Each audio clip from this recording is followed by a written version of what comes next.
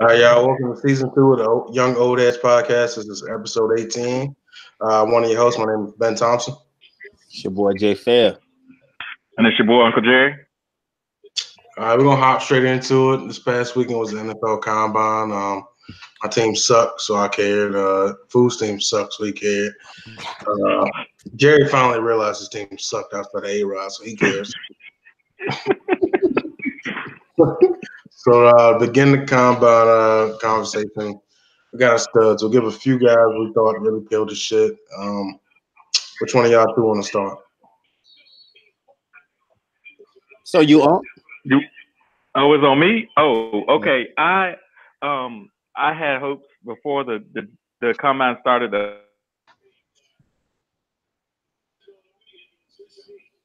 That's good talk. Good talk. Shit, Jerry. There's What's on to me? 2 weeks in a row. A little technical difficulty. We'll make revisions next time. James, it's on to you.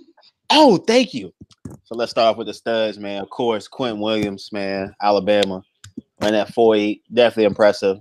He looked really well in the on-field drills that he did. Another guy, Rashawn Gary. He did well. He was very athletic, well, I thought he was. And then you look at his production. Didn't really match up to his athleticism. That's a guy I'm gonna probably need to see a little bit more from. Devin White, I think he'll be the steal of the draft. 4-4 at the middle linebacker. I think he's gonna put a little bit more weight on. So the speed is gonna go down, but he's a hell of a player. Of course, Montez Sweat, any guy that big that can run faster than almost every running back that had at the combine. That was nuts. And then my other guy, I really like that tight end out of Iowa, I think Noah Fant or something like that. Yeah, I think he'll be really solid. I wouldn't be surprised if that's a guy that kind of ends up like in a New England type. You know what I'm saying? Paired up, how they had the two tight end system with Gronk and Aaron Hernandez at one time. So that's something. Huh? None. But nah, that's like but nah, that's my but nah, that's like kind of just my studs for the NFL Combine. They cut him? Traded him? Hey, no comment. No comment. My bad. No comment. Well, since Jerry is taking a whore intermission, I'll go. All right, so look, my studs, of course, that boy DK Metcalf or Metcalf, whatever the fuck his name is. Him, Montez Sweat. I'll be honest, I've heard the name Sweat like all year, but I mean, kind of thought he was like, didn't really know who he was, didn't really watch much film, just one of the names you hear, but you that big running a 4.41. Jesus. Yeah, I'm gonna take some notice. So Sweat, Metcalf, and then linebacks actually showed out pretty well too. None of the running backs really wowed me too much. I mean, they had okay 40s, but we already knew it wasn't gonna be a great class, so didn't care too much about that. Stud wise, it was a lot of guys that ran well, a lot of guys that did some good jumps, good bursts. But my top two guys are definitely gonna be Metcalf and of course Sweat, and Bant was ridiculous. I always thought he was going to be a little smaller than he was, but he actually measured pretty well, like 6'4", 250. The average NFL tight end is going to be kind of skinnier. But looks like Jerry is back. So,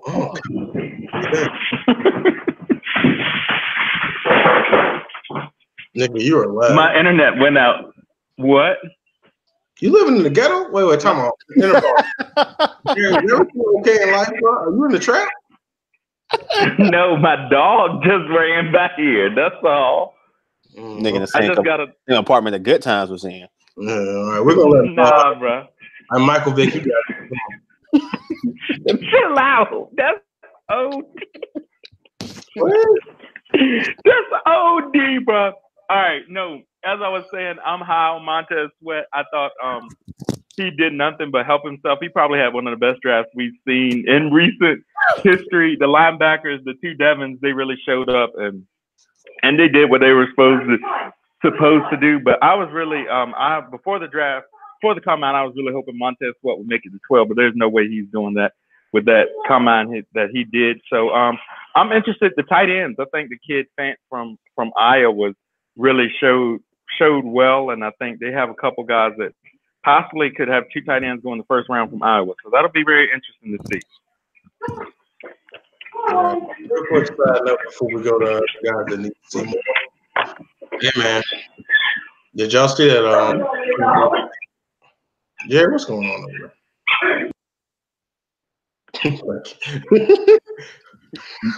All right, back to what I was saying. The white boy out of UMass ran like a 4.3 or 4.31. Man. Oh, the future New England Patriot. Yeah. Oh, okay. No homo. What Belichick? Chill out, bro. Nigga needed a hot towel. He called Robert Kraft's AMP. All right, relax. All right, moving on. Need to see more. I'll kick this off. For me, I never really believed in him. I know he always gonna say he was gonna run a great time, and that was Rashawn Gary. He did run a great time, tested really well, but that's more question for me. Like, I mean, you were like a top 3 guy out of high school, whatever. You had a decent career, but I never thought he was that guy. I always thought he showed flashes. But I think what was his past year? I don't even think he got 3 sacks this past year. Last year in college, you're that guy. You run that speed at that size, and you got 3 sacks on a talented D line with other guys and great linebackers, cornerbacks, all that shit on Michigan.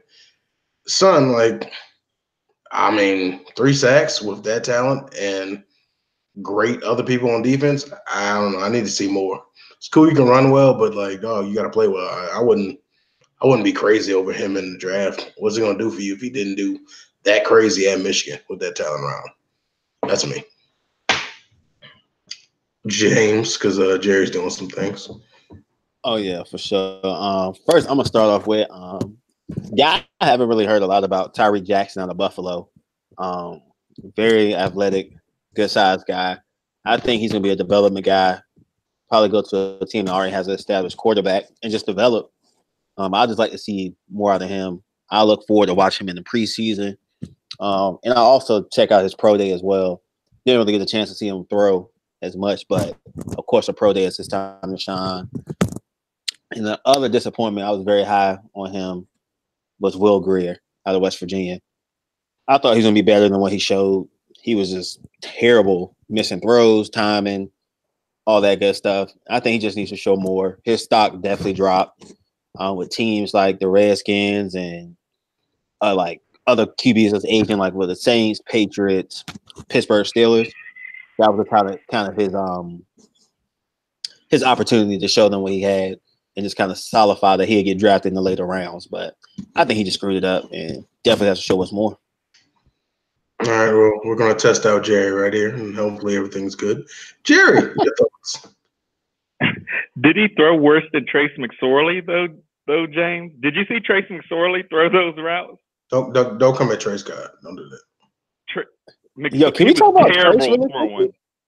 Bro, they're trying to get him to play some little bit of safety, a little Eric Weddle action. Like that. He's not Julian Edelman. You don't have him playing safety. So that's Trace God. I think he can do it. He would make. Ben, that is one thing I will agree with you. I think he'd be better on offense and play like wide receiver, but he threw terribly. And I mean, he would have gotten. I was watching the wide receivers group. Every slant he threw, he would have gotten somebody killed or gotten an interception. That's fair. Oh, and I agree with you too, James. We'll agree. The quarterback, the lower tier of the quarterback group was not very good. Tyree Jackson can't. I saw a couple of Buffalo games and the MAC things that they did, and he is definitely a developmental passer guy. I mean, he surprises a lot of people because he's a big, tall kid and things like that. But he definitely passing wise is not there yet. It's just not there.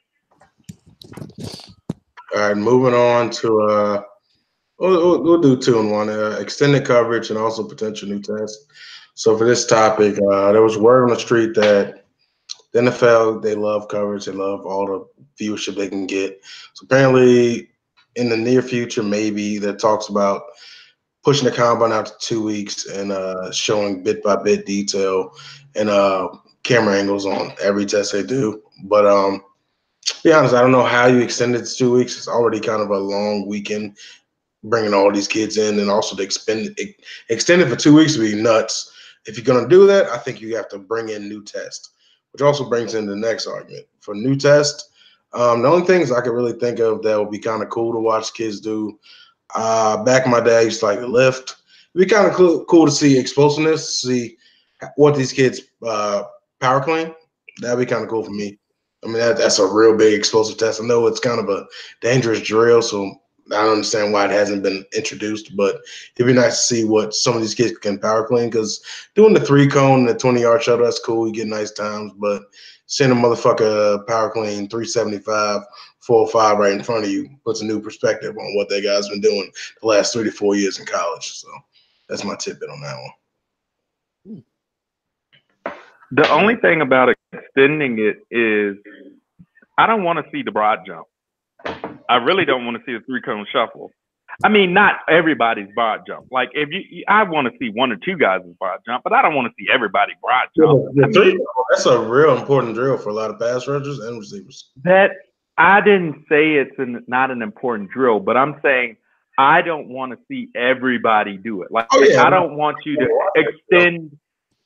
Right. I don't want you to extend the combine just so I can see everybody do it. I wasn't discounting the importance of it. It is a very important drill. I like seeing the guards and seeing them move and do short things like, short distance bursts like that. But yeah, it's a very important drill, but I just don't want to extend it 2 weeks just to see everybody do it. That's just my 2 cents. What about you, Fu?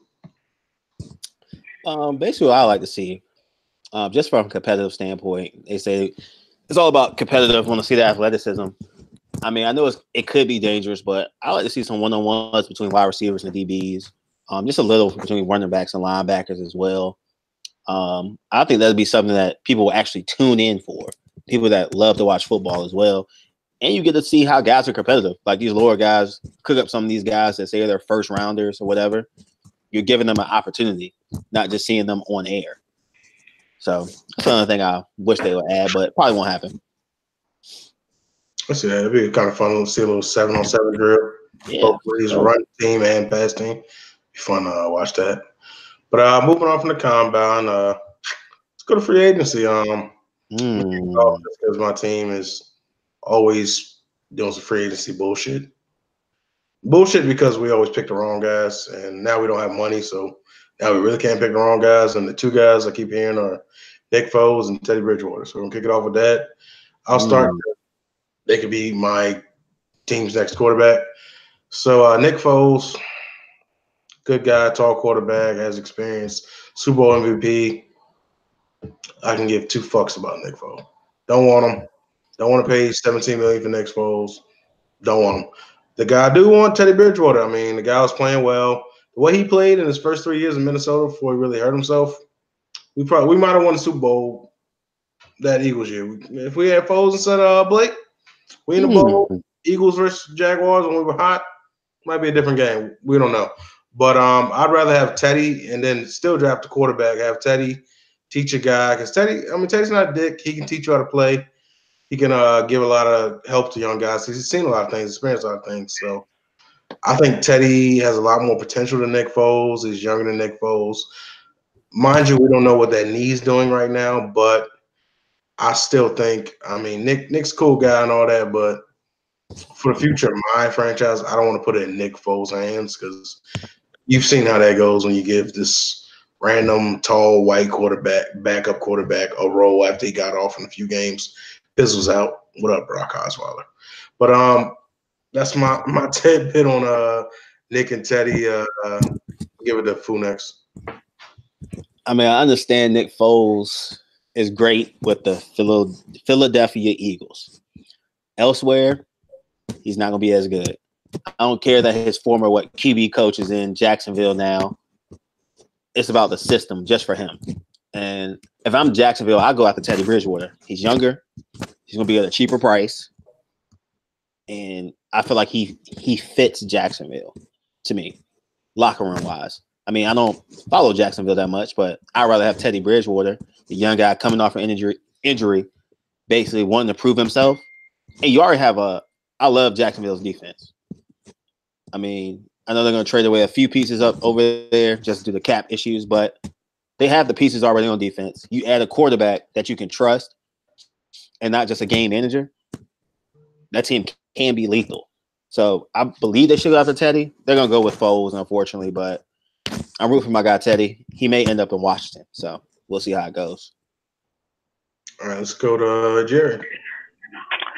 I would be inclined to agree with you guys and want Teddy, but I think Ben, you brought up a good point with the knee, and I think Teddy's going to get a shot. Teddy would probably be a better fit for the Jaguars in the offense the type of offense they run. Probably still going to try to be a run-first offense down there in Jacksonville, but I think they're going to go with Foles. I think what Foles did a couple years ago and what he's done in the past, I think that's just going to be the sexier pick for him. But I honestly think Bridgewater fits them better. But, I mean, we all know how that goes from time to time. But I think it'll end up being Foles. Probably should be Teddy Bridgewater. He will probably end up in Washington, which will be very interesting, but we'll see. All right, moving on from that. We got a nasty breakup, man. I mean, it's real toxic. Oh, yeah. Shout out to Big Ben, man. He made all this happen. Got Levy and Bell on the table. We got AB, Antonio Brown, best receiver in the NFL. Believe it. So AB is on the market. Bell's a free man. What's up, food? Don't make that face. But yeah, man, we got the Steelers castaways out there. Honestly, I don't want Bell, and I don't want AB because I don't want to pay the price. Because if we give up anything for those guys, granted Bell's a free agent. If we give up anything for AB, we're gonna be shit. We're gonna give up something good. Man. But if I'm a team that's actually has decent talent, hell yeah, I want AB. Fuck. I saw a tweet earlier, a Snapchat, whatever, Chris Jones from the Chiefs. Apparently, Bell's in town. That's fire. Bell, that's Bro, fire. you gotta relax. You gotta relax. Relax. He in KC. Relax. Oh, Mahomes, Bell, Tyreek. Nah. Mm-mm. Hey, man. Dang. Jerry, what you got to say about that real quick? Well, the Packers have been mentioned with both of these guys. I honestly would rather have Le'Veon. I think AB brings a lot more baggage as far as the locker room type of deal.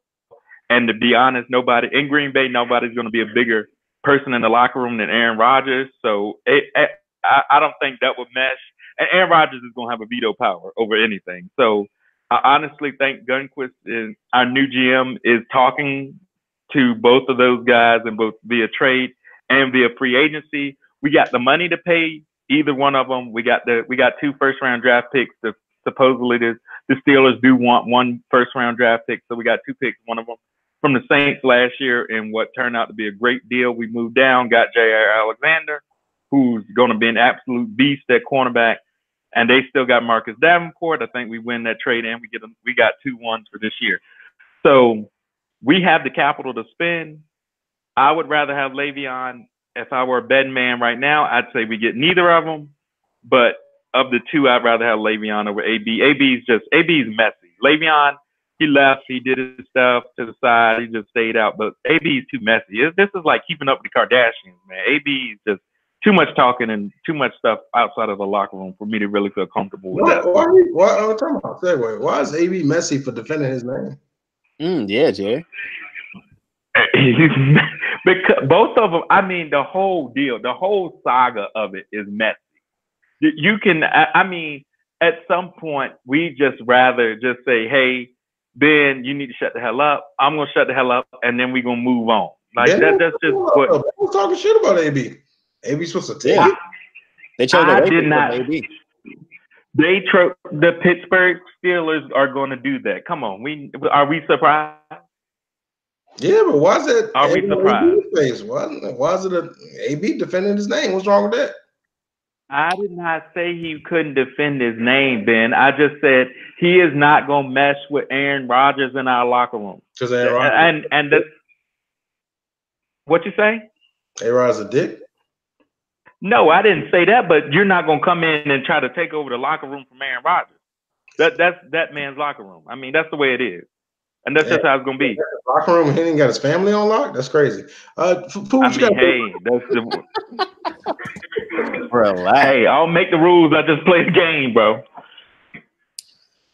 All right. So, Le'Veon Bell for Ben. Sorry, he's not coming to Jacksonville. Don't want him. You already have Leonard Fournette. Don't want him. But well, first of all, AB, let's applaud him. He holds the cards in this situation, man. He knows his worth. He doesn't have to play football again. And I feel like the Steelers make a mistake. How old is Big Ben? Like 36, something like that. Yeah, 36, 37, some shit like that. So you choosing an old, broken down QB over one of the best receivers in football. Le'Veon Bell is one of the best backs in football. You're not gonna get anything for Le'Veon. Nothing for him. Okay, you're gonna get a first round pick for AB. All right, that's fine. I feel like AB ends up in Oakland. The only place that's going to take them, and they can afford to give away a first round draft pick because they have 3 of them. Because everybody else is going to negotiate with you. They're not going to just come out, okay, here's a first round draft pick. They're going to negotiate with them. And I feel like Oakland is going to hold all the cards. He's going to end up there. Unfortunately, he's going to wash away because they're not good. He's still going to get his production, whatever, but he's not going to win like he said he wants to. But I feel like Le'Veon is the one to watch. I think what Ben said is crazy. He ends up in Kansas City, but I honestly think he ends up in New York with the Jets. They have the cap space. I mean, they have a young QB. I feel like they can add a few pieces. It's not the sexy pick, but it's somewhere he's gonna get his money and he know he can play his style of football. But I'm just glad they're going to the Cardinals. Kyler Murray and AB. Just watching. And AB gonna slap the shit out of that shit Larry said earlier. Hold up. You said Kyler Murray to the Cardinals too? That's what you're saying, Ben? Have you seen the way Cliff talks with AB? Yeah, no. I just didn't know, and we'll say this for the draft podcast. So we won't get into deep into this, but Kyler Murray, and I'll say this right now, so you can have some time to stew on it. Kyler Murray does not make them a better football team just by drafting him. Their offensive line is doo-doo. They just don't have skill. So it's a sexy pick. But when you have a bad offensive line and it's not a great O-line draft, what's the best thing you can do to combat that? Draft a mobile quarterback that also knows the system on your incoming coach. How mad y'all gonna be when Arizona trades Josh Rosen to the New England Patriots? He just sits there and learns from Tom Brady. I'm not gonna be mad at all. My team's in the NFC. For a third round pick. Yeah, they're gonna have to trade him. Yeah, they're gonna trade him. Josh, they ain't going to the Patriots. Oh no, I think James is onto something. A third round pick. If he goes to, if he goes to somewhere, it's gonna be somewhere. For a fucking third round pick. That's what's been reported. I didn't say it was only going to be worth the third round pick, but I'm saying he's going to go somewhere where it's going to be a big splash. I mean, no offense, Ben, but it's not going to be to the Jacksonville Jaguars. Trust me, I said the same thing when I first read the articles about the third round pick. I was like, what? And then I'm thinking about it. I'm like, okay, because nobody's going to give away a first and second for him. They'll give a second. What the fuck you talking about? Yeah, it depends on the team. If it's a late second round pick, okay. But bro, he's going to go somewhere where he can strive. Yeah, it's gonna be crazy. Giants, first of all, the Giants wouldn't take Rosen, keep Odell, and the people they got. I think they would, but I think the Giants are more intrigued by the QBs in the draft. I think Dwayne Haskins and some of those kids intrigued them. Drew Lock. I don't think they're really intrigued by Josh Rosen. I mean, I'm taking that into account as well. I agree with you, though, Ben. They would definitely give up that for Josh Rosen, but I just think they're more intrigued by some of those other guys. Years of your life. saying you're slightly intrigued by Eli Manning, then you're intrigued by Josh Rosen. Like I don't get into the details, but I could say some shit. I'm gonna move on. Anyway, moving on to the clown session. Hey man, look. Apparently you needed a new job. You reached back out to the Cowboys, but let's call a spade a spade. You went to the booth. You were garbage. You were terrible. Okay. Now you want to go back to NFL, but you're gonna be garbage. Look, I got a job offer for you. Let us rebuild you at the Young Old Heads podcast, Jason.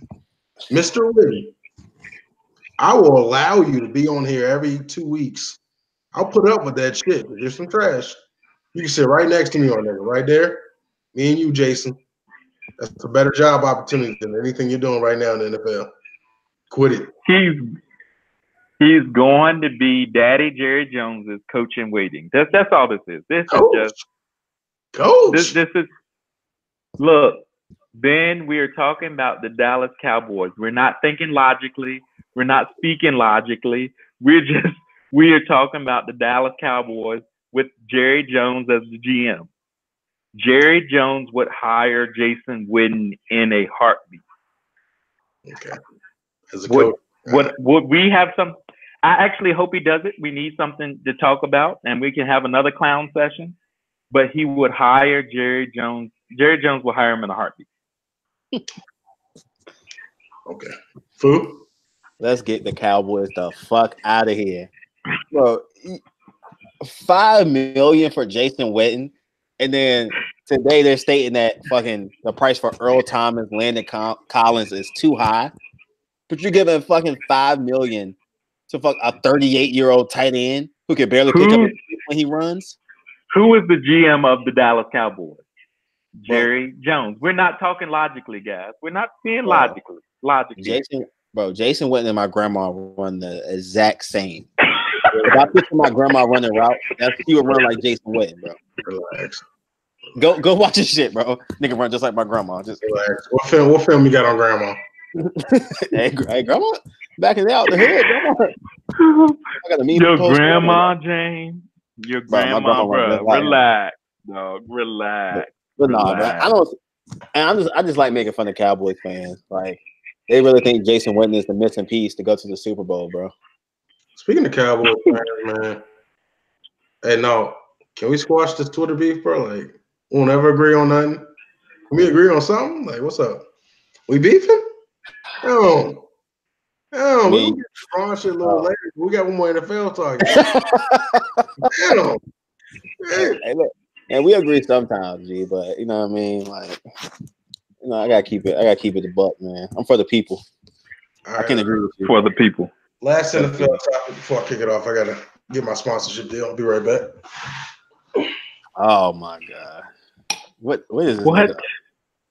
He left in the middle of the what is going on? I know he on. All right, so yeah, I know he on something. So we wrapping up. We're gonna wrap up with the combine. So James, we said we're gonna preview our combine. Our draft. Brought to you by fucking Kraft. All right, you know what I'm saying? And I ate a lot of it, you know what I'm saying? Because this shit is juicy. All right. So, Mr. Robert Kraft, thank you. This shit was delicious. Hey, man. I didn't know we were so much alike, you know what I'm saying? I like a little Asian massage parlor myself. Know what I mean? But anyway. That's why I moved to California. You got caught? You got $1 billion? You're spending 40 for a tug? That's my prices. Bro, $1 billion can't buy you better than going to an Asian massage parlor on the corner. Hold on. Can we talk about the fact that he was there the day of the AFC Championship game? Like that's the morning of the AFC Championship game. Hey man, that was stressful leaving. Get stressed out. But he was in Miami. How trash are the Asian massage parlors in fucking Boston and Kansas City that he had to go to fucking Florida to get that? It's either they're super trash up north Well, Florida, dang, like goddamn. Got the handy. Man, them bitches can arm wrestle down there, dog. I put it like that. For what you think about Mr. Kraft? Bro, I'm not surprised, bro. Like, let's keep it real, bro. He's an old rich white man. Unfortunately, his wife passed away. Condolences. But bro, I'm not surprised at all, bro. You give me $1 billion. I'm old. He is nasty. I'm gonna get that nigga a nasty award. But bro, he took the jet down to Florida, got it off right quick. Then went to Kansas City, and another trophy to the case.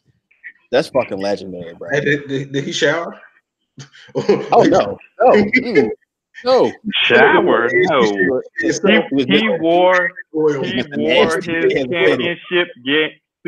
championship suit to the pole. Old ass balls, musty as a motherfucker. That nigga came to the AFC Championship game with just a towel on. I feel bad for whoever was on that jet. Them niggas was like, God damn. Shrimp fried rice and baby or nasty ass nigga. Chill out. Chill out. Bro, that's the ill combination. That's the fucking ill combination, bro. Chill out. Did he stop at a Chinese place on the way though? He stopped at a Chinese place before he went to the airport? Bro, I know that nigga Trump served him mad egg rolls at the White Office.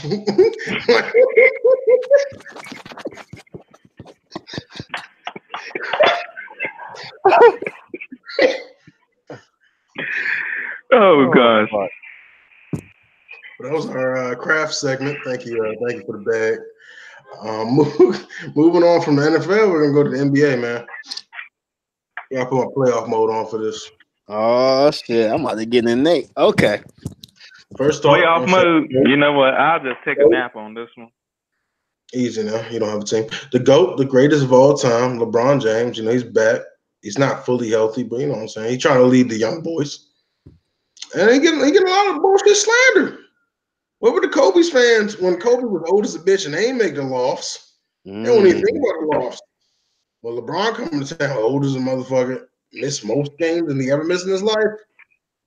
Still slandering Bron. I ain't no violent shit, Jerry. It's bullshit. It's hypocritical. Very hypocritical. If you want to slander Bron, just say you want to slander Bron, but don't love him when y'all was the 5th and 4th seed. Don't do that. Don't do that. And I'm gonna get my Luke Walton bag because he gotta go. He gotta go. He can't coach up a lick of young. The only young talented person he's ever coached up was Kyle Kuzma. And Kuzma wasn't young when he got to the league. He was a goddamn vet pretty much when he got in. So Kuzma balled as he should have. Let's run down the list. Russell traded his ass, balling 20 a game, like 7 assists maybe. Randall 20 a game, like 8-9 rebounds, balling. Young talent on the team right now. We got Zoe, 2nd overall pick. We got Ingram, 2nd overall pick. I ain't seen Lonzo since I graduated college. I ain't seen him since last time I saw Zoe, he was playing on AAU team. I don't know if the nigga's in the league. I haven't seen him since. Brandon Ingram, he's had 5 good games in 3 to 4 years. And 3 of those games was when he was at Duke. So, just put a 30 piece up. What you talking about? Hey, that's cool. It was like a second 30 piece. I'm just saying, Luke Walton is garbage. Don't put it on Bron. Luke garbage. Don't put it on Bron. Y'all can talk. Jerry. I have nothing to say. Oh, the Lakers fan? I have nothing to say. You don't want to talk about Luke? Wow. Why do I want to talk about Luke? I thought you were a defender. I do not think Luke was the answer. I really was not. I'm glad LeBron is on the Lakers because obviously we're a better team than without them. I'm not gonna be that dumb. To say people don't want to say it. Man. I'm not gonna be that dumb, but I'm just saying this LA Lakers team is not that good. We are playing about where we are in the West. We are just not that good people thought LeBron would come and save us and all that. Those people were illogical. This basketball team is not that great. If you look at the basketball team, let your biases get out of it. Get out of, oh, this is Luke Walton, oh, this is LeBron. Get out of that. Get out of the injuries. Get out of that. You look at this basketball team and tell me how this basketball team is supposed to be good. If you can show me that, then we can talk. But this is not for the West. This is not. I mean, this is just not a super competitive basketball team. And for the people that keep just saying, well, LeBron took such and such team of YMCA hoopers to the finals and all of that. That was not this Western Conference. This Western Conference is deep. I mean, it's just the team just isn't that good. He's 34, 35. Like, what? You want him to carry a whole team of young? I didn't say that. No. This is Lakers fan. I gotta cut you off real quick. This is all you Lakers fans. No, okay. Bron is 34 or 35 years old. You want him to play defense? When the last time you asked a 34 or 35-year-old NBA player to play defense? Name one that was strapping at that age in their 15th or 16th year. Can't name a damn person. Kobe had ice bags on his fucking knees when he was out there. You didn't want him to strap. You know why? It's bad for his health. KG, when he was on the Celtics getting old, he wasn't strapping. You know why? It was bad for his health. Jordan, those last few years, he wasn't strapping. You know why? It would have killed him. So don't ask Bron to play no defense. Fuck out of here. Ask the fucking like 22-year-old Ingram, the 23, 24-year-old Kuzma. Ask Zoe to get the fuck off goddamn LeVar's couch and play some fucking defense. What the fuck you want Bron to play defense? You got all these young boys on the team. Fuck out of here. That's their issue. Y'all young and lengthy. You're supposed to be playing defense. Like, what the fuck is the issue? It's never been a dude this old you expect to strap up. They'll fucking kill him. Fuck out of here. Fool. Oh, y'all ready for me? Yeah. Let me set my wine right quick. Hold on. Now, who am I going to pick to get this blame to? Is it going to be Luke Walton, LeBron James? Actually, it's going to be both. And I'm going to add in Magic Johnson. And let's do this. Luke Walton should have never got this job. He got the job because Steve Kerr had to have back surgery. And he stepped in to manage one of the best teams ever assembled. And all that he did was look pretty on the sidelines. That's it. It's not hard to coach the Golden State Warriors, but that's another topic for another day. So, like Ben said, I agree. He did have young talent. He was there when D'Angelo Russell was there, Julius Randle, but that wasn't Luke Walton's decision to get rid of him. It was Magic Johnson's. And Magic Johnson probably made that decision because LeBron James wants cap space and able to bring in another superstar. So you want to get rid of D'Angelo Russell. You want to get rid of Julius Randle because he can get his payday elsewhere like he did with New Orleans. And then you're stuck with the young guys you do have. And even when they went out to sign these free agents, JaVale McGee, okay, solid pickup. Lance Stevenson is J.R. Smith 2.0, just in the Lakers jersey. He's a bonehead, makes dumb decisions. Rajon Rondo, always going to show up in the playoffs. Caldwell Pope, who the fuck in their right mind is going to give him $16 million to play basketball? You getting paid that much? Yes, because of Rich Paul. Because the tampering Rich Paul said, hey, I'll give you Anthony Davis if you sign Caldwell Pope at $16 million just for this year. No worries. But that's another discussion for another time. So the reason the Lakers are not even the best team in LA is because LeBron James is picky. Magic Johnson does not to put his foot down and say no to a superstar. And Luke Walton is not Magic's or LeBron's guy. He's the Buss family's guy. Before Magic was even there, they hired Luke Walton. They wanted him. So, yes, I give the blame to everybody. The three leaders, Luke Walton, LeBron, and Magic. And my thing is, what superstar, if y'all can answer this for me, what superstar free agency this year because Anthony Davis is still going to be under the contract. He may get traded elsewhere. But who else can you sign that's going to be in this free agency class that you can bring over this next year and start the process? Because they're going to go through another process year because New Orleans already said, you gave me your best offer. We're not accepting it. Even with the new GM, they're probably not going to accept it. So, like, who y'all think, like Klay Thompson, Kawhi? Like, who y'all think can go to Los Angeles next year and may take a chance on that max deal and what they could be?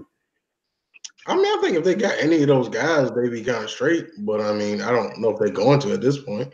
Exactly. Yeah, but I mean, that's on Magic and Lou. I mean, saying run your fucking team. They couldn't run a fucking team. And my thing is, go ahead, Jerry. But LeBron, you have to say LeBron owns a piece of this. Just you can say it's mainly on Luke and Magic, but you have to give him a little bit of that criticism. He's getting most of the slander for no fucking reason. Ben, I'm not talking about everybody. We discussing this. A little bit of for the same reasons James just outlined. He crafted this team basically, and this is not a good product of basketball. It's just not. What are the main core people on that team that he really crafted? Rondo, and you can maybe say Pope. Not really crafting. That's just some backup guys to run. I'm saying the moves they made the moves because LeBron said, let's make these moves for the two guys who are killing it that you mentioned, that in Russell and Randall, because LeBron said, let's make these moves. We're going to be okay. I'm going to help carry us, and we're going to try to bring in some max guys. So y'all really putting the Russell getting out of there and Randall getting out of there on Bron? No, that's the part I put on Magic. So what's on Bron then? Bron, Pope and Rondo? This is my thing on Bron. His pickiness. When has LeBron ever, after he played his first couple years in Cleveland, went through his rookie deals, all that, and he went to Miami, he was afforded the luxury of picking the role players that he wanted to fit best with him, D-Wade, and Chris Bosh. It got 2 champions in 4 years. Exactly, Ben. Exactly. I agree on that part. Then you go to Cleveland. You draft Andrew Wiggins. He's like, no, I don't want him. I want Kevin Love. Trade happened. Kyrie Irving's already on the team. And then, again, he picked the role players. Now he's coming into a situation with Los Angeles Lakers where he has nothing but young players. But he's used to having a superstar. So, of course, I know professionals, trade rumor starts, divide in the locker room. They're supposed to be professional, blah, blah, blah. But again, he's handpicking his team. Even when it comes to some of the veterans, I didn't get the moves. Because normally, to lead LeBron James' success, you surround him with shooters. Not guys like Rondo, Caldwell Pope, Lance Stevenson, players like that. I didn't get that. I get the more of now the late season addition of Reggie Bullock, a guy who can shoot the three, space the floor. That's somebody you should have signed at day one or at least traded for earlier. So the reason I'm giving LeBron blame because it's no secret. He wants to pick his teammates, just like every other superstar. So that's why I'm saying, yeah, LeBron, you have some blame in this, but not all the blame that he's getting on Twitter. Okay. Because even free agency, he may even try to convince Kyrie, let's do this again. But that won't happen. But like my whole thing is, in the next point, I just want to kind of just touch on a little bit because they're on verge of not being the best team in LA, probably even next year. Because people are not understanding what the Los Angeles Clippers did by trading Tobias Harris. They now have space for 2 max players. And there's slightly been rumor that Kawhi Leonard could be a Los Angeles Clipper next year.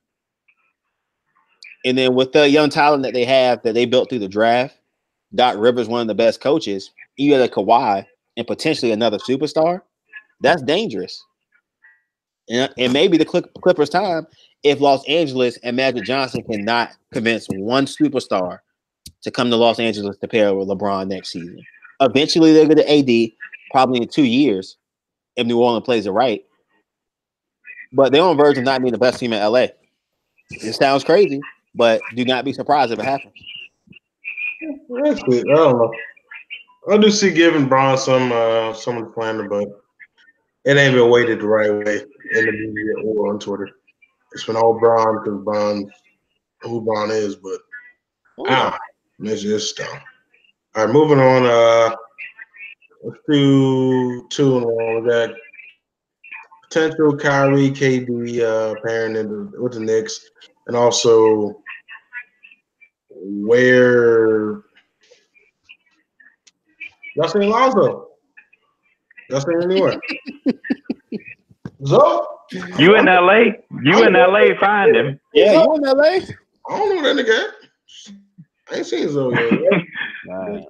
Looking for him, but put a loss like you do when you lose your dog for him. Yes, on the light post in the library and stuff. Yeah, but shit, Kyrie and KD, I'm gonna hit it real quick. You got 2 guys that don't want to be the guy, and you want to bring them to the Knicks or New York, whatever. That's supposed to be this mecca of basketball for the last 30 years, and they ain't been the mecca of basketball since 1980. So, that's dumb. Bring both of those guys there to be the guy. They don't want to be the guy, and they haven't had a guy there in 30 years. Dumb. Those 2 paired together would be hilarious. It would be the cattiest thing I've ever seen in my fucking life. I hope it happens because it won't work out, and I'm ready for KD to get the LeBron slander that KD has been ducking for his entire fucking career. I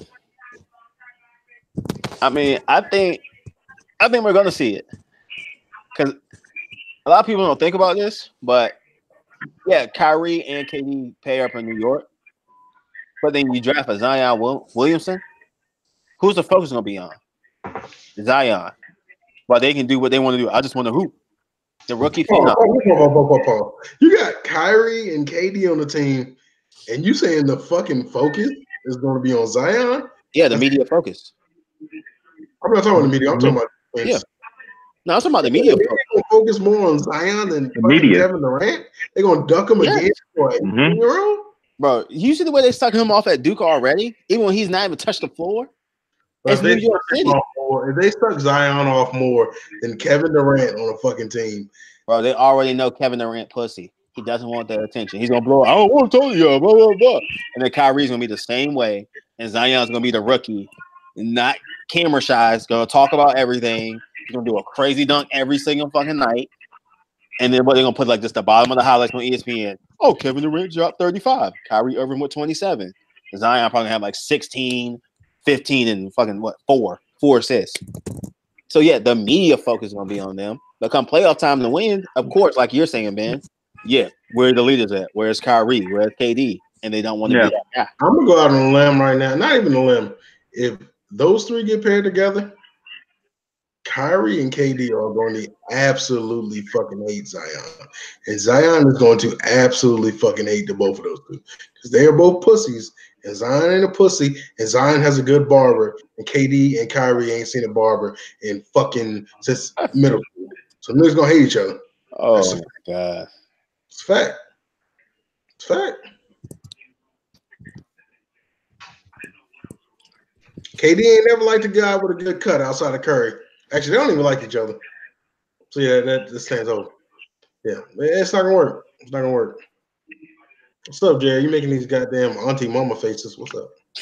I mean, I'm just I actually don't think it will happen.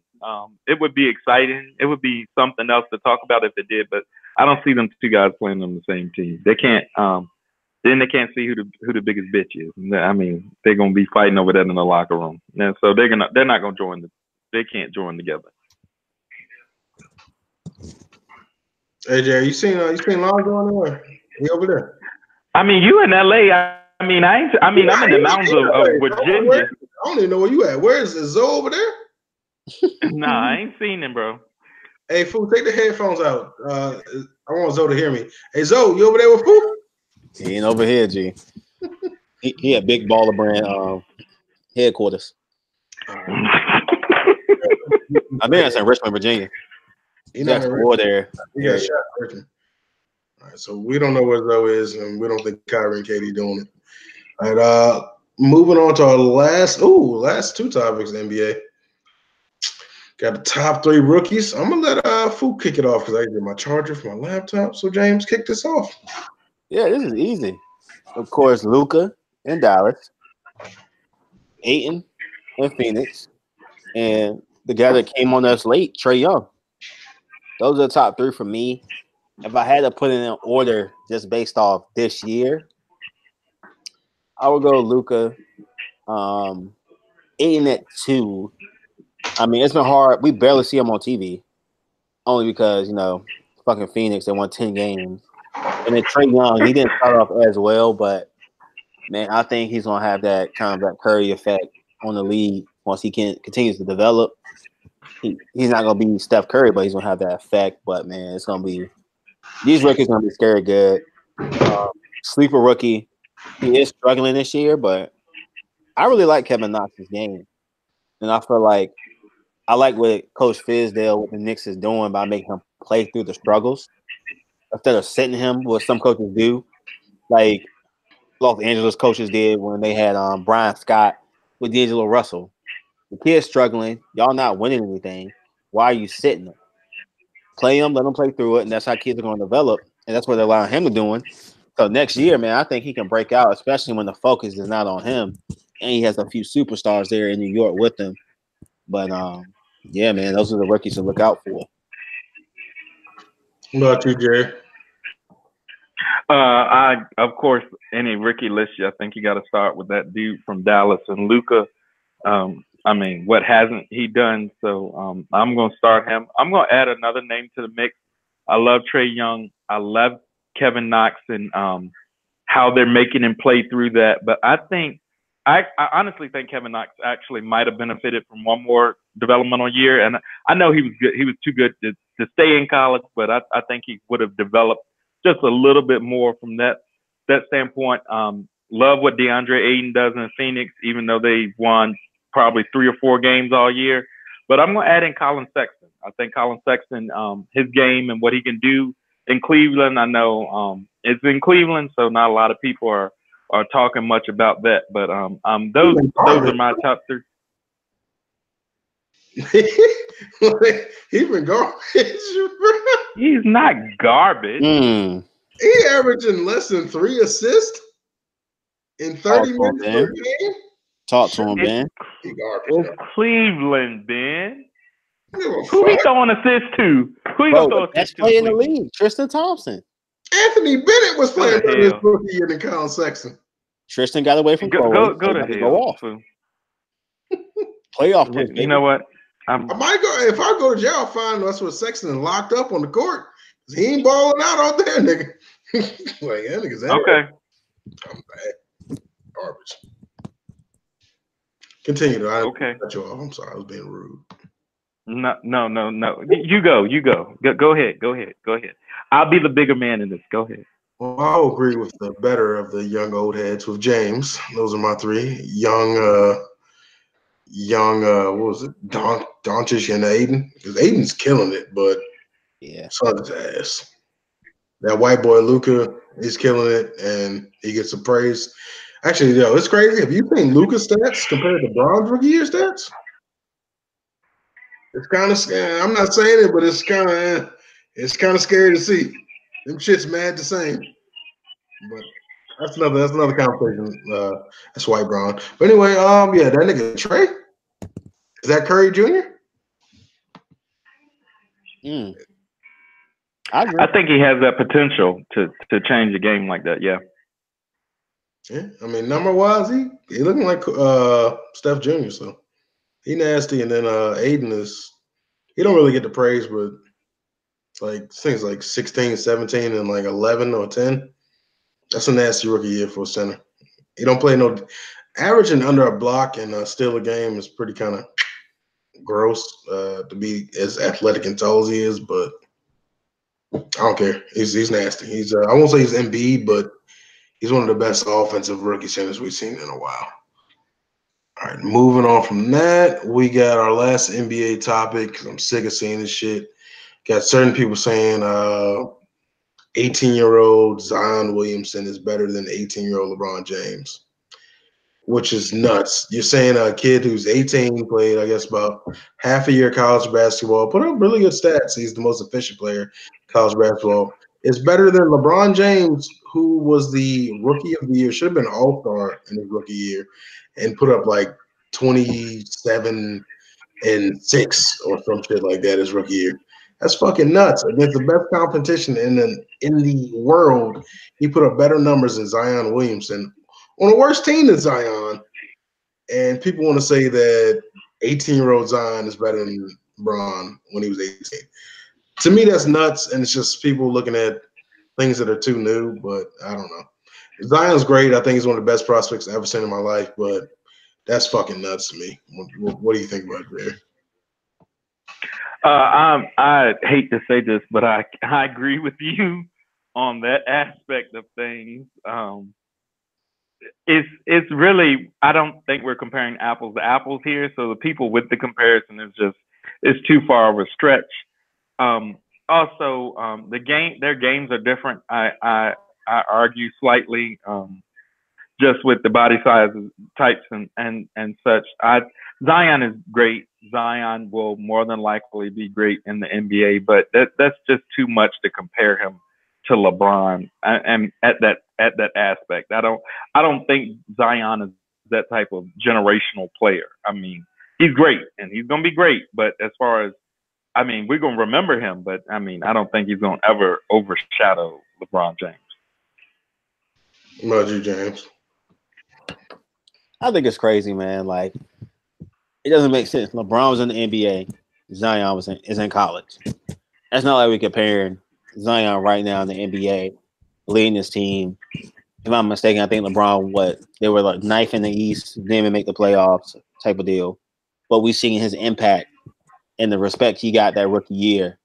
So, it's just a stupid debate. I hate it. Both different players, totally different games. So I'm just tired of hearing about it. LeBron, if I had to vote, it's LeBron. Thank you. Got some sense on this podcast. All right, moving on from the NBA.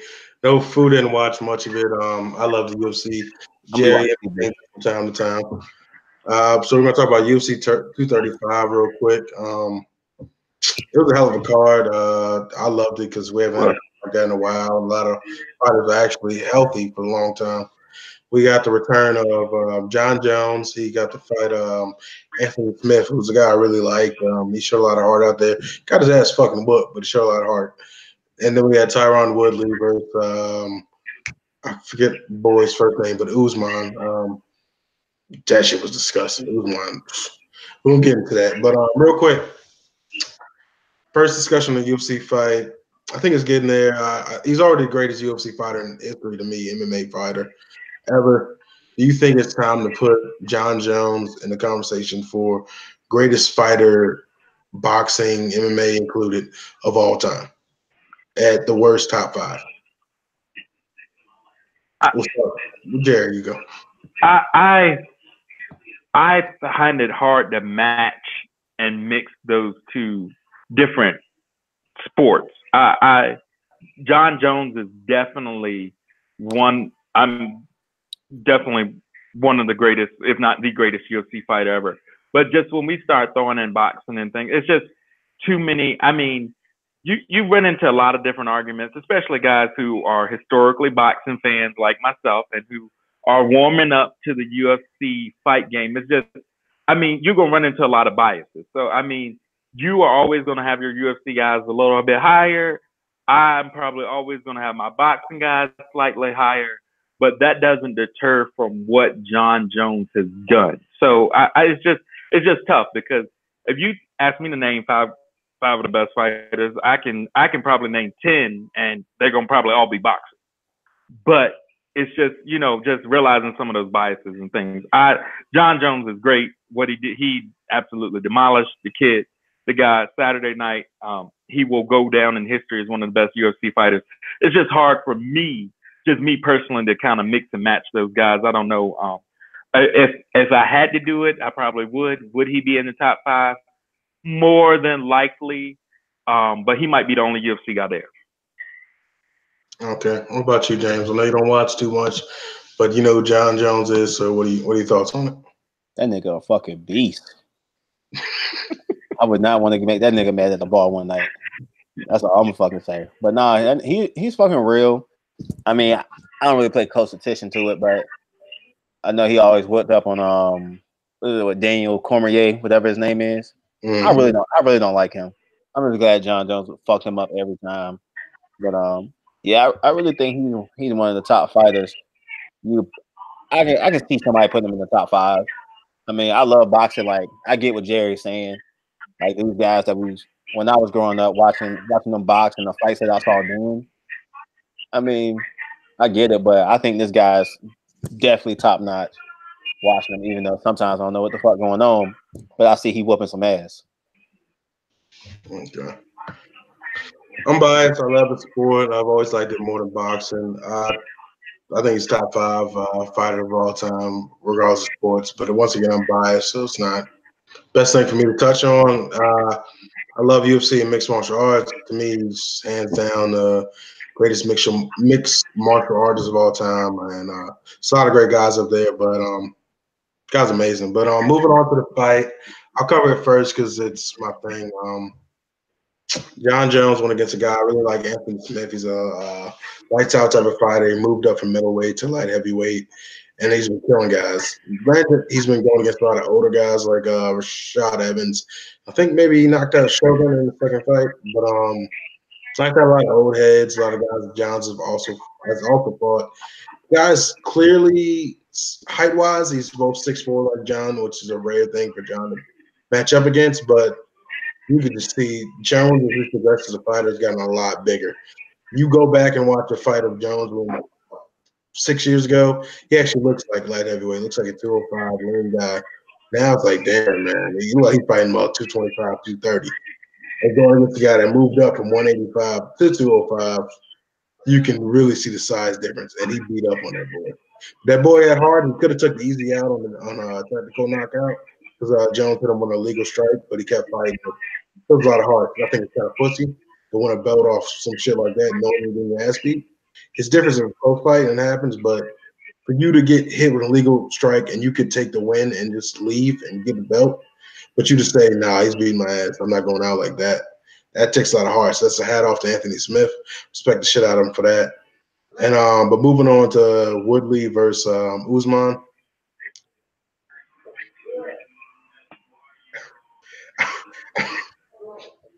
I don't think I've ever seen a champion in my life get manhandled the entirety of a fight like that without getting knocked out. Which brings a great discussion. I know Fuda had a lot of fights. He a hood dude, nice chick. You know what I'm saying? But anyway, Fuda had a lot of fights. Out of all the fights you've had, James, because I don't know Jerry. I don't know Jerry's fight history. I haven't been in any fights. I don't do that. I'm a good person. That's not my lifestyle. But James, he's had a lot of fights. James, in your fights, the ones that you may not have had the best, suffer with, maybe you took an L. And even if you haven't, when you've had adversity in the fight, would you have rather have gotten your ass beat for 25 minutes straight, dominated type shit, or would you have rather gotten knocked out? Shit. Can I say fucking neither? God damn. Oh, you gotta say. I want a nigga. Look, I'm gonna keep it real. Like, I would hate for a nigga just beat my ass for 25 minutes. Just knock me the fuck out and get it over with. But nah, like, bro, if you fight somebody, even when I did take some L's, it's like, bro, what Pops always say, make them remember you. Have some fucking heart or something. He didn't remember. Yeah, he may take it up, but he gonna remember those few punches I got on the jaw and the eye, knock a nigga tooth out. We gonna remember that. But nah, yeah, we ain't getting our ass whooped. Now we come back for some more. I can't go out like that. How about you, Jerry? You rather take the L that Woodley took or just get knocked the fuck out? Take the L that Woodley took? Yeah. But that's one of the worst. That might have been the worst ass kicking I've seen in any fighting sport I've ever seen. Boxing, MMA, kickboxing. I haven't seen a wrestling match that somebody get their ass whooped that bad in a long time. This man got dominated from the first bell to when they announced who won the fight. Like, he just flat out got his ass kicked. I wouldn't wish that ass kicking on my worst enemy. Me personally, I wouldn't get my ass kicked for that long because I'm gonna do something illegal and they're gonna stop the fight. Like, I'm going out like that. Like, 25 minutes of what he got to. Did you see what he got happen to him? No, I wanted the guy to knock him out for his own sake. Like, just end it. Let's stop.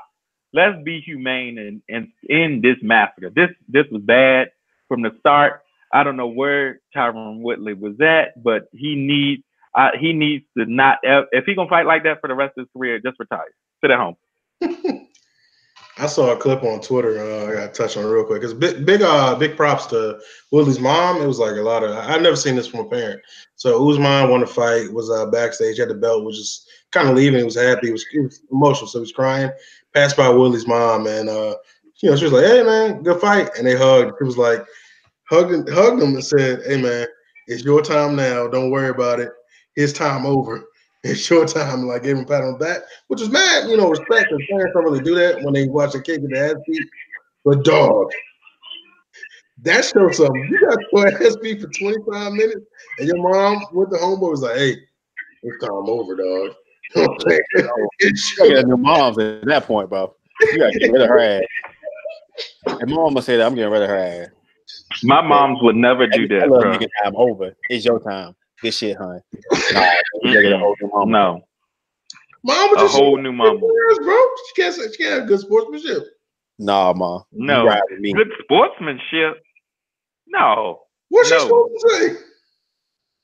What she's supposed to say? She's supposed to fight. She's supposed to defend her son. That's what she's supposed to do. Swing on that Negro. I just got his shit clean for half an hour. What's she gonna do? I don't know, but she matter of fact, Ben, you saw that fight just like I did.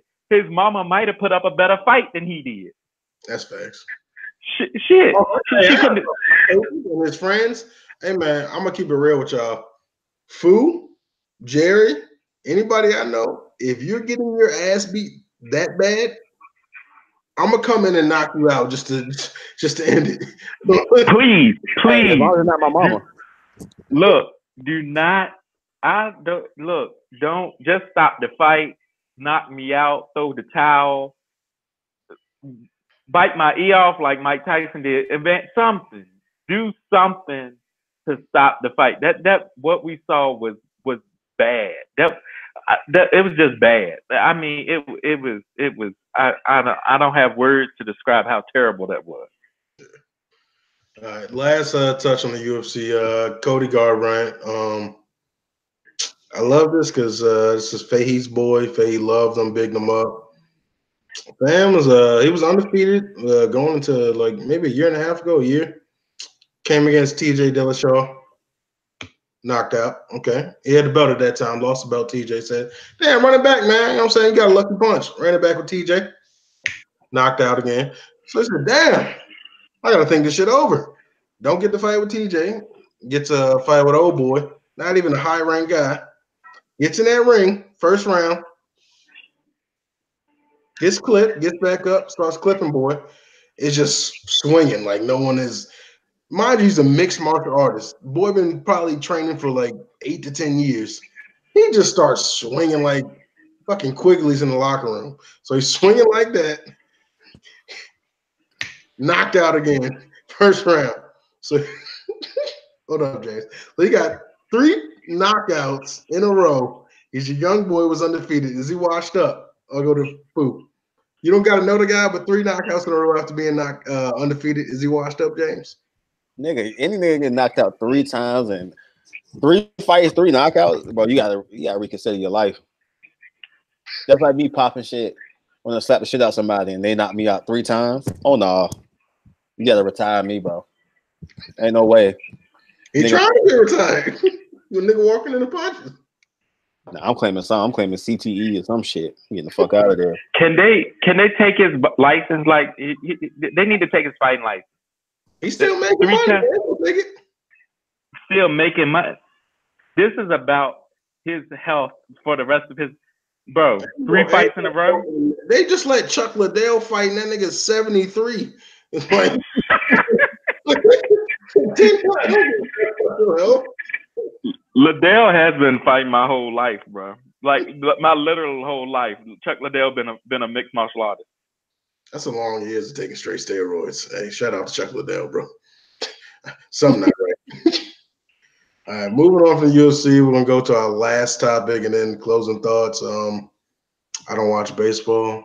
I don't agree with the sport, but I heard about that boy Bryce Harper, and I gotta talk about it because a lot of people saying Bryce got the bag, $330 million. Da, da, da. When I saw that 330, I said, God damn! All right, baseball money. 13 years though? All guaranteed. It don't matter. That's 13 years. He signed the longest contract in MLB history, the highest amount of payout in MLB history, but the 13th amount yearly in MLB history. That's backwards fucking thinking. That's not smart. That's 13 years, 25 million. I got people in the NFL and NBA making that. That's not what baseball money. When people talk about, oh, my son to play baseball, make that baseball money. 25 mil a year for 13 years, that's not it. That's not it. I got people in the NBA making like 30, 40 million a year before we did. I didn't think the contract was that great. Good for the Phillies, though. What you think, James? Looking closer at the contract, I mean, is it really good for the Phillies? I mean, goddamn 13 years. Yeah, but it's 25 mil. That's really friendly for baseball. You can do a lot of moves with that. Okay. But my whole thing is, besides Bryce Harper, I don't watch that much, but I know Trout's the fucking best. And I'm just thinking about what type of money he's about to get. When it's his time to get paid. He gonna make about 35 probably. Watch it. And Bryce gonna look stupid as a motherfucker. Yeah, Jared. I think it's 400s. Yeah. But Mike Trout could legitimately 400 is a stretch. So I mean I might be boosting with 400. 350 million is not a stretch. Mike Trout could sign a contract in a couple of years for $350 million. For 8 years. Not no 13. Watch it. No. He'll go at least 10. It'll be 10. 35 a year. That's still 10 That's more. what I think. Yeah, that's what I think it'll be. I think it'll be 35. I actually think it'll be 350, 10 years, 35 a year.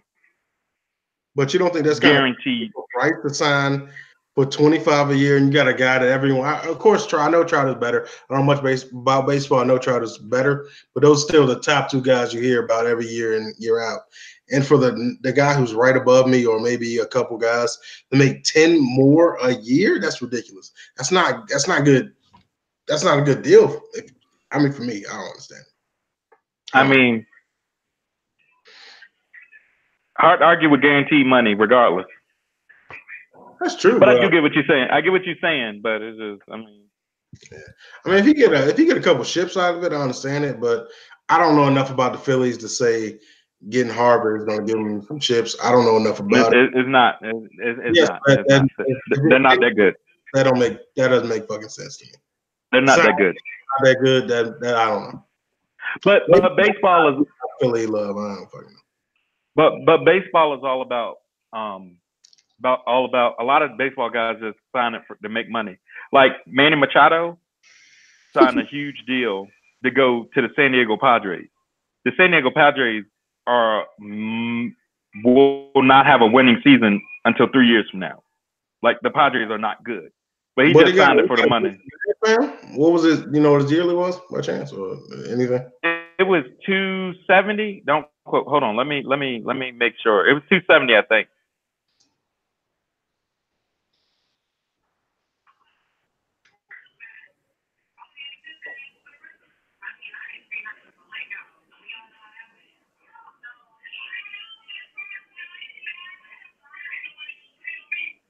That's Savon the Jerry. He signed for 10 years, $300 million. So he's getting 30 a year.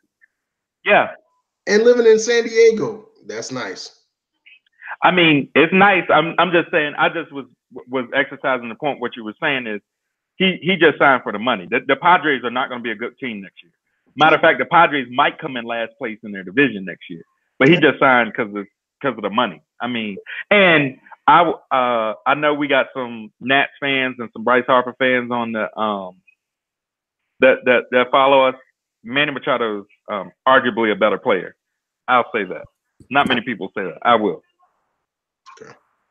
All right. Well, moving on from baseball, we got our closing thoughts or shit that we want to get off our chest. I don't want to start. Fu wanted to free ball it. Did you want to start off, Fu? You got an idea? Fuck it. First, I'm going to start my closing thoughts. I've been watching this Sixers and Bulls game. And whatever fucking headband Jimmy Butler got on, he looked just like a fucking Ninja Turtle, bro. And I'm not even joking. Like, he looks exactly like a fucking Ninja Turtle. I've been geeking out that shit all night. But, nah, man, my closing thoughts, man. Combine is great and everything. Just don't get caught up in all these numbers. It's actually about what these kids can do on the field. I mean, it's great and all. I think they need to expand it, more on-field drills, more realistic stuff. And then my last closing thought, shout out to Jalen Hurts, man. I was scrolling through Twitter. I think he's getting ready with Oklahoma, taking pictures. I think he's going to shock the world. I think he's been working on becoming a better passer. I think Lincoln Riley is going to play to his strengths. And even though I don't see them making it out of the Big 12 next year, I think he's going to have a really good year. Who's going to win the Big 12? Texas. Anyway, Jerry, your closing thoughts. I got some wild takes for y'all. Okay, you heard it here first on the Young Old Head podcast in March that Texas is going to win the Big 12 next year. My closing thoughts, speaking of the Big 12, I'd like to have a short memorial service for my Kansas Jayhawks and the end of the greatest streak, the greatest conference championship streak in history. Yes, I am a little hurt by that, but we just didn't have the team this year. I still think we're going to surprise some people, but it also wouldn't surprise me if we didn't make it past the first weekend. Come March, I am excited for March. Heard it here first. Tennessee is arguably the best basketball team in the tournament, and don't be surprised if they make a huge run, just depending on how the brackets work out, how things shake down. But the Tennessee Volunteers basketball team is a good basketball team, especially with Grant Williams and Admiral Schofield. I'm excited for the draft. I'm ready for our draft podcast. I'm excited to see what this week of free agency brings us. I'm interested to see where AB will be. I, like James, tend to think it will be the Oakland Raiders because they have the most capital, but we'll see. All right, closing thought for me. I don't know if they have any. We'll touch on something that we actually missed a little earlier. Before that, only closing thought I got is shout out to Serena Williams. She's been doing some real big shit, and shout out to her and Nike. But moving on there, we did miss one quick topic that I was definitely my closing thought. I want to get y'all's feelings on it. I like the Jags. Jerry like the Aaron Rodgers, and Pooh likes the Red Rocket. And so for me, the guy I want us to draft, put some thought to this. I didn't watch too much Haskins or Murray, but after seeing Murray come in at like 207, fuck it. I want Kyler Murray, and if we don't get him or Haskins, next guy up I want is either a pass rusher or Jonah Williams. So that was just kind of my closing thought on that. Who's y'all's top guys, top two guys, or top one guy you want, and you don't get those best value? Start with Jerry.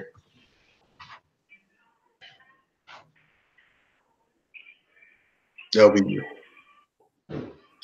What? I didn't hear you. Who's the top? What's my closing? What did you? I still didn't hear you. Who's the top? You broke up the last 3 times.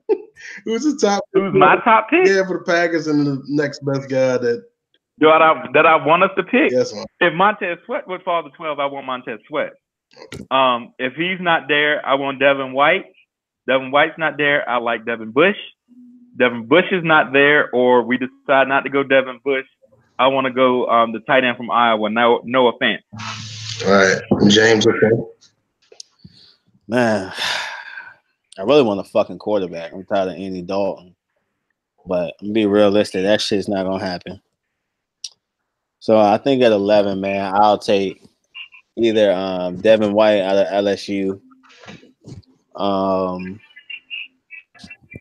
I think that's just my top choice. I mean, looking over the Bengals, we're fucking terrible at linebacker. Even worse on the offensive line.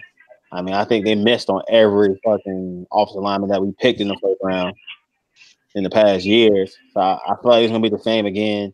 You may end up with Greg Little out of Ole Miss, but it's worth a shot. I mean, it's gonna be the real rebuilding stage where we got to lose. As long as we got Andy Dalton at quarterback, doesn't shit don't matter.